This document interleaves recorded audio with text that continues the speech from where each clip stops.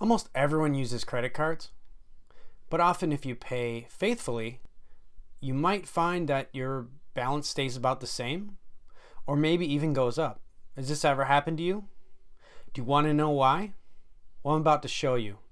And if you like this video, hit subscribe and I'll make some more. I'm sure this looks pretty familiar.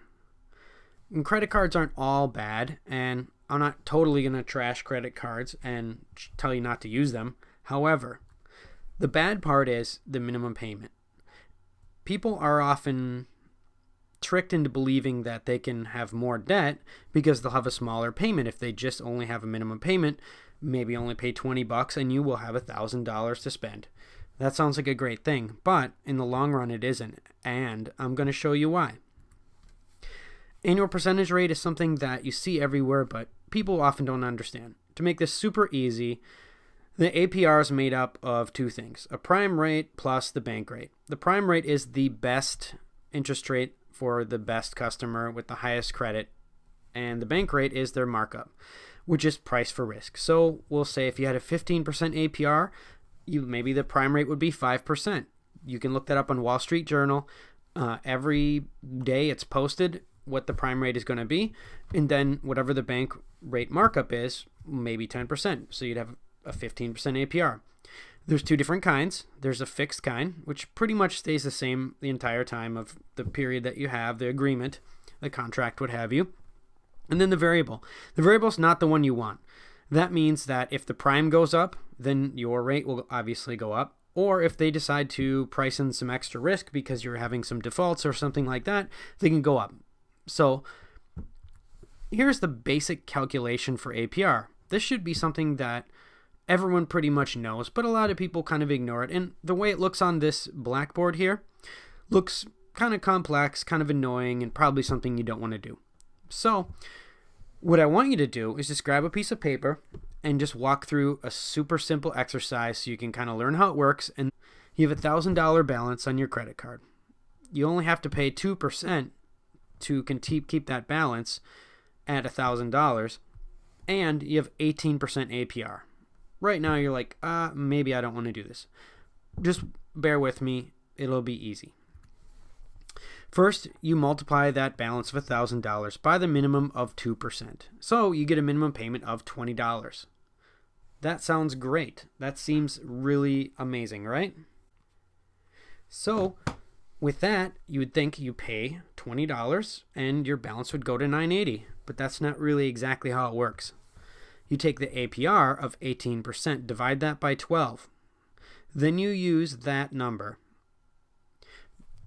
multiply that by the balance, and you get $15, and that's the amount of interest you're paying.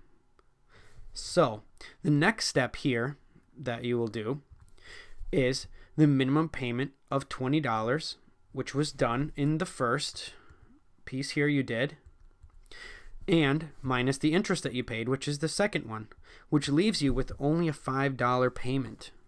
So that may not be exactly what you thought it would be. Now your account is at $995 when you paid actually $20. If you think about that, two payments you paid $40, but you really only paid $10. How does that work? It's because of that APR.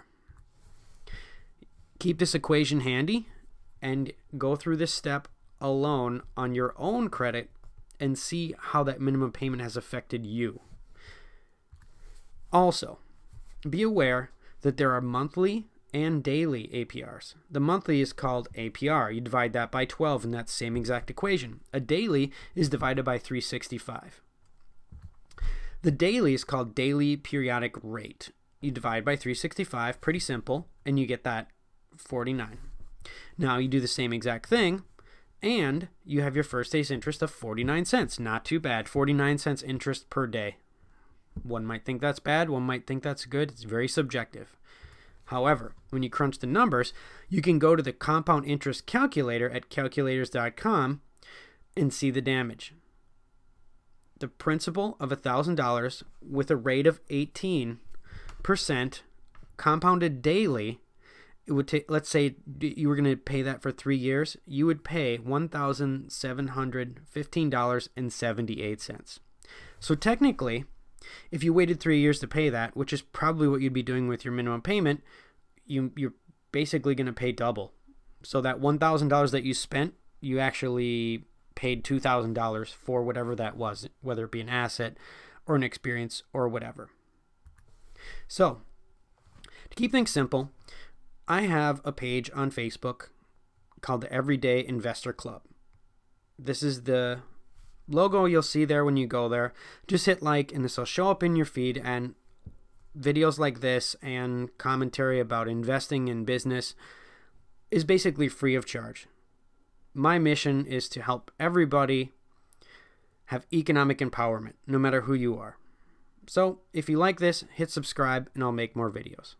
Thank you.